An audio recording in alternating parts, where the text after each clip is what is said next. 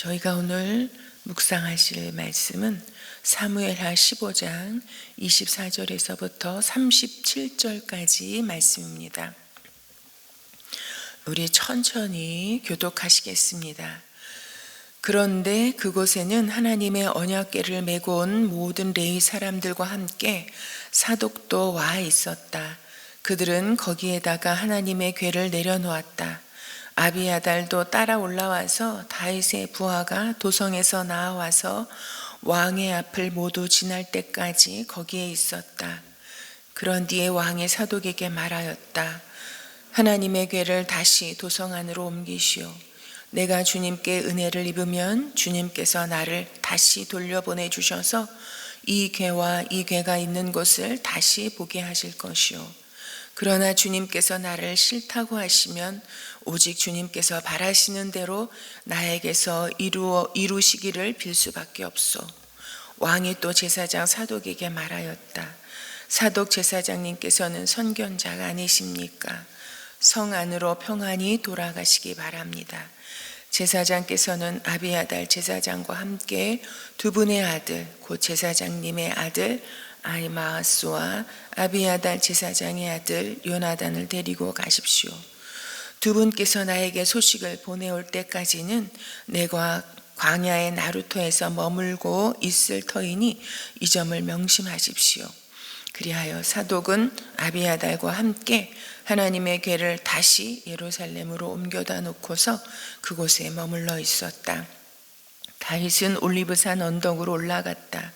그는 올라가면서 계속하여 울고 머리를 가리고 슬퍼하면서 맨발로 걸어서 갔다. 다윗과 함께 있는 백성들도 모두 머리를 가리고 울면서 언덕으로 올라갔다.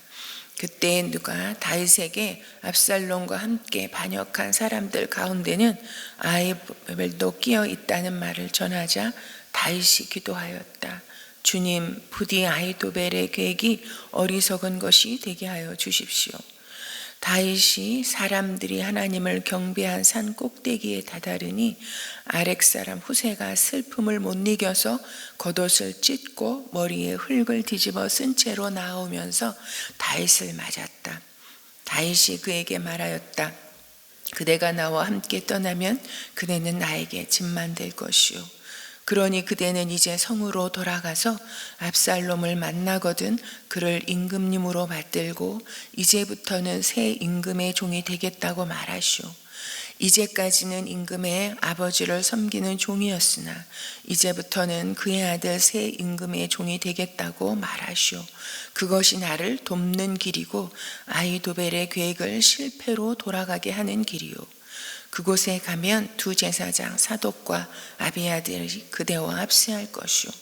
그러므로 그대가 왕궁에서 듣는 말은 무엇이든지 두 제사장 사독과 아비아달에게 전하시오. 그들은 지금 자기들의 아들 둘을 그곳에 데리고 갔소.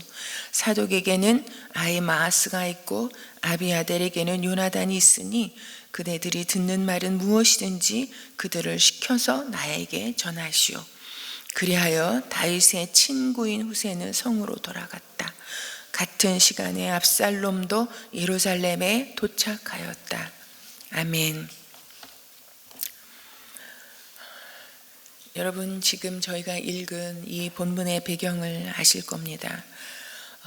다윗의 그 인생을 생각하면 참으로 이 환난의 연속이 아니었겠습니까? 그런 속에서 하나님께서 그에게 기름 부어 세우신 대로 그를 왕으로 세우시는 그 놀라운 일을 성취하셨죠. 여러분, 그리고 통일 이스라엘을 이루었던 그런 왕이었습니다. 그리고 가는 곳곳마다 전쟁에 승리하고 그리고 참으로 하나님을 누구보다도 사랑했던 그런 다윗 왕이었습니다.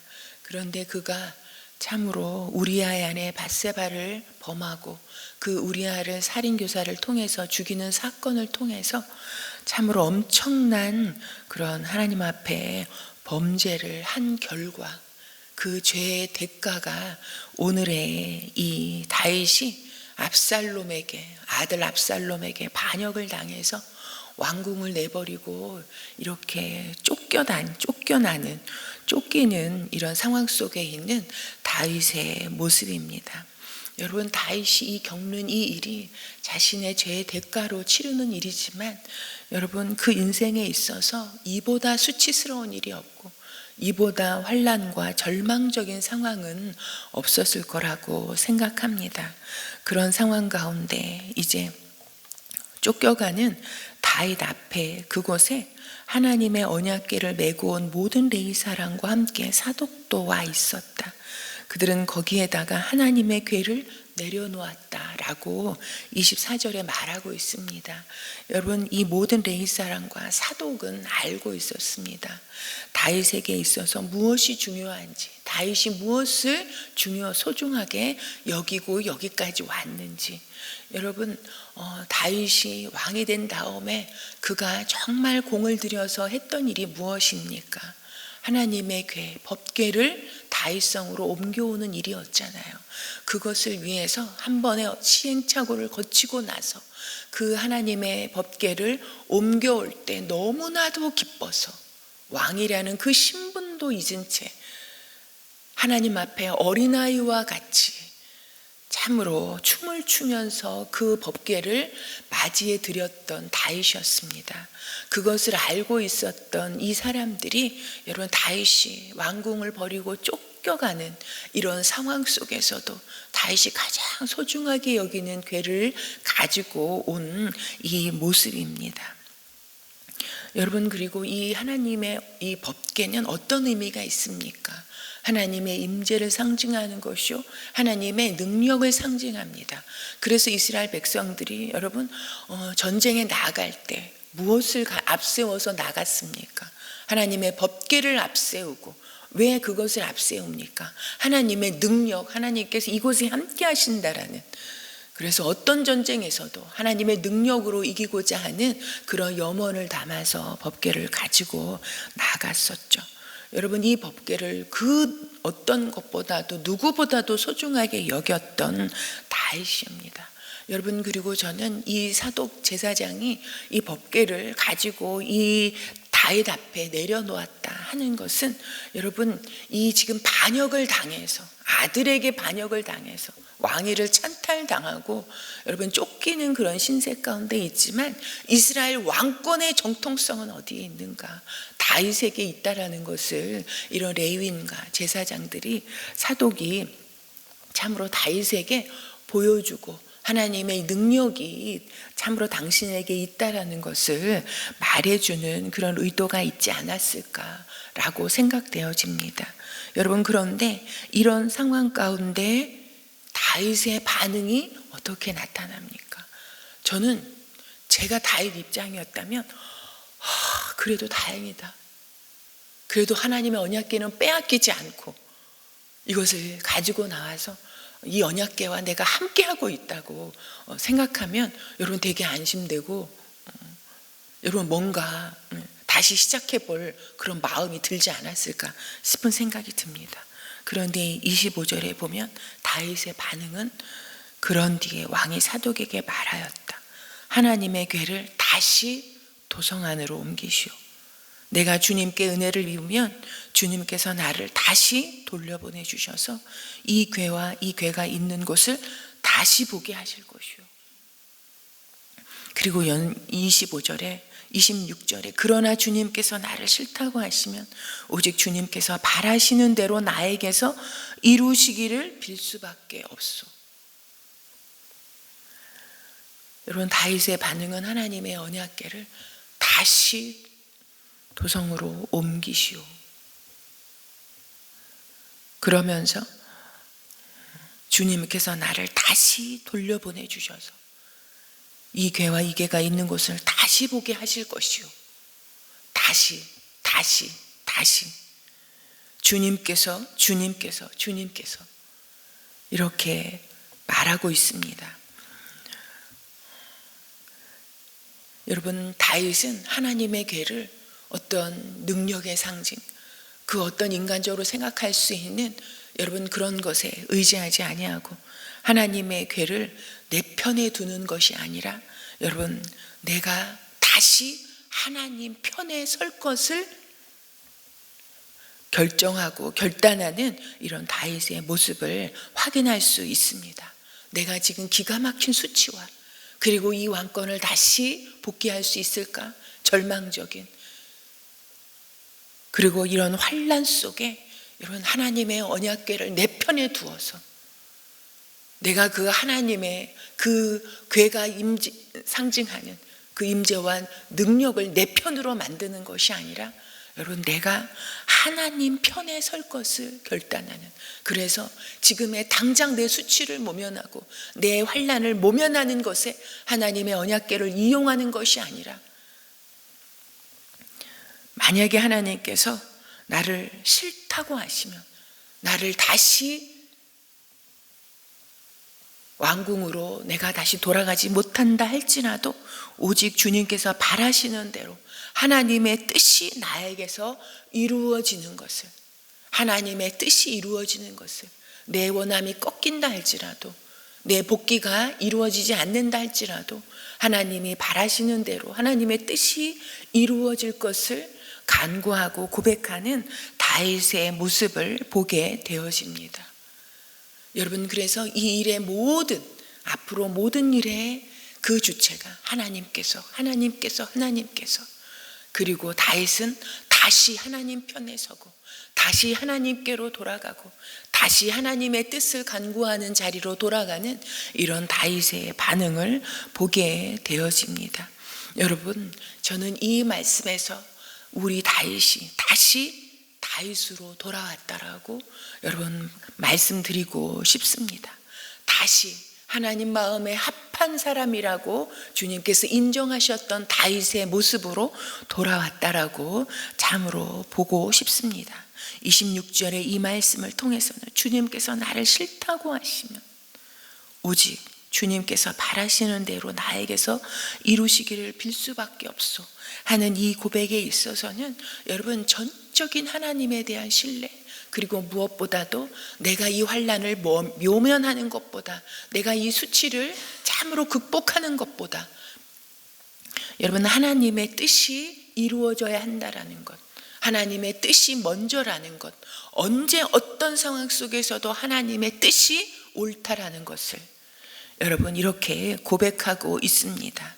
그리고 당당히 하나님의 처분을 감당하겠다라는, 하는 싫다고 하셔서 내가 복귀되지 못하고 한다 할지라도 하나님의 하시는 일이 가장 언제나 옳고, 그러기에 하나님께서 이루시는 대로 그 처분을 감당하며 오직 하나님의 뜻이 이루어지기를 간구하는 이 고백을 하고 있습니다. 여러분, 이 고백은 다윗의 후손으로 오신 예수 그리스도를 통해서 여러분 이 고백이 성취되어지는 것을 우리가 확인할 수 있습니다. 예수 그리스도의 십자가에서 그 고백과, 십자가를 지시기 전에 그 고백과 연결되어지는 것을 우리가 찾아볼 수 있습니다. 여러분, 예수님께서는 여러분 지셨던 그 십자가는, 여러분 예수님은 이 세상의 왕이시라니까요. 이 창조의 왕이시라니까요. 그런데 그 왕이 이 땅 가운데서 내려오셔서 가장 수치스러운 십자가를 지셔야 하는 그 사명 가운데 예수님께서는 말씀하고 있죠. 내 아버지여, 만일 내가 마시지 않고는 이 잔이 내게서 지나갈 수 없거든 아버지의 원대로 되기를 원하나이다. 여러분, 다윗의 이 고백은 다윗의 후손으로 오신 예수 그리스도의 고백으로 연결되어지는 것을 우리가 알 수 있습니다. 여러분, 우리가 다윗의 후손이요 예수 그리스도를 믿는 우리는 하나님의 백성입니다. 오늘 우리의 삶을, 여러분 어떤 삶이 우리 앞에 있는지 우리는 다 알지 못합니다. 여러분, 우리의 얼굴이 다르듯이 우리의 삶의 환경들이 다 다를 것입니다. 그러나 어떤 상황 가운데서도 여러분 내 생각을 내려놓고 내 판단을 내려놓고, 그리고 내 삶에 내가 이렇게 됐으면, 내 수치가 이렇게 빨리 굴러가 버렸으면, 이 환란이 이렇게 빨리 해결되었으면 하는 것들이 여러분 우리에게 다 있을 것입니다. 그러나 그것보다 더 중요한 것은, 그것보다 더 이루어져야 하는 것은 여러분 내 뜻이 아니라 주님께서 바라시는 대로 그 뜻이 나에게 이루어지기를 여러분 우리가 간구하는 그 믿음의 자리에까지 나아가는 우리가 되기를 소망합니다. 여러분, 그리고 오늘 후세라는 사람이 나옵니다. 이 후세는 누구냐 하면요, 여러분 37절에 보면 다윗의 친구인 후세라고 말합니다. 여러분 다윗이 이런 고백을 하고 난 다음에 올리브산 언덕으로 올라갑니다. 그런데 올라가면서 30절에 보면 계속하여 울고 머리를 가리고 슬퍼하면서 맨발로 걸어서 갔다고. 여러분 이것은 어떤 의미인지 아시잖아요. 하나님 앞에 철저하게 슬퍼하면서 회개하는 그런 모습입니다. 그런데 여기에 많은 백성들이 함께 했다고. 그리고 32절에 보면 하나님을 경배하는 산 꼭대기에 다다르니 아랫사람 후세가 슬픔을 못 이겨서 겉옷을 찢고 머리에 흙을 뒤집어 쓴 채로 나오면서 다윗을 맞았다라고 말합니다. 여러분 후세도 다윗과 같은 마음으로 다윗이 처한 이 상황 가운데 누구보다 슬퍼하면서 슬픔을 못 이겨서 옷을 찢고 머리에 흙을 뒤집어 쓰고 자신이 죄를 지은 것처럼 하나님 앞에 회개하는 모습으로 다윗을 맞이하고 있습니다. 여러분 다윗이 이런 수치와 절망과 환난 가운데서도 이렇게 함께하는 백성과 이런 후세와 같은 친구가 있어서 그래도 이것을 견뎌낼 수 있는 힘이 되지 않았을까 하는 생각이 듭니다. 여러분 그래서 이 후세는 주님께서 다윗의 친구라고 이렇게 말하고 있습니다. 여러분 친구가 무엇입니까? 어떤 사람이 친구를 여러분 이렇게 정의했더라고요. 나의 슬픔과 나의 짐을 함께 져주는 사람이라고. 여러분 후세가 다윗에게 이런 사람이었습니다.